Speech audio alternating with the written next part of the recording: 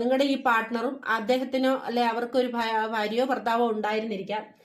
അവരുടെ ലൈഫിലേക്ക് നിങ്ങളായിരിക്കാം മൂന്നാമതൊരു വ്യക്തിയായിട്ട് കടന്നു ചെന്നത്. ആ ഒരു സിറ്റുവേഷൻ നമുക്കിവിടെ മനസ്സിലാകും. ഒന്നുകിൽ ആ ഭാര്യയും ഭർത്താവും എന്താ പറയാ മാനസികമായിട്ട് അകന്നു നിൽക്കുകയോ അല്ലെങ്കിൽ അവർ തമ്മിലുള്ള പ്രോബ്ലംസോ ഒക്കെ ഉണ്ടായിരുന്ന ഒരു സിറ്റുവേഷനിൽ, അതല്ലെങ്കിൽ നിങ്ങൾക്കും അതുപോലത്തെ സിറ്റുവേഷൻ ആയിരുന്ന സമയത്തോ, അല്ലെങ്കിൽ നിങ്ങൾ ഡിവോഴ്സിയോ വിധവയോ അങ്ങനെ എന്തും ആവാം.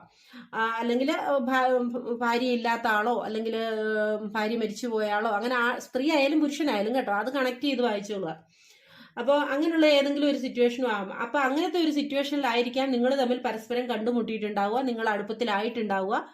പക്ഷേ ആ ഒരു അടുപ്പം, ആ ഒരു ബന്ധം ഒരു ഡീപ്പർ ലെവലിലേക്ക് പോയ സമയത്തായിരിക്കാം നിങ്ങളുടെ ഓൾറെഡി ഉള്ള പാർട്ട്ണർ വീണ്ടും നിങ്ങളുടെ ലൈഫിലേക്ക് തിരിച്ചു വരികയും അത് നിങ്ങൾ രണ്ട് വ്യക്തികൾക്കിടയിൽ, നിങ്ങളുടെ ബന്ധത്തിനിടയിൽ അകൽച്ച ഉണ്ടാക്കുകയും ചെയ്തിട്ടുള്ളതായിട്ടാണ് നമുക്ക് കാണാനായിട്ട് സാധിക്കുന്നത്. അതായത് എന്തുകൊണ്ടായാലും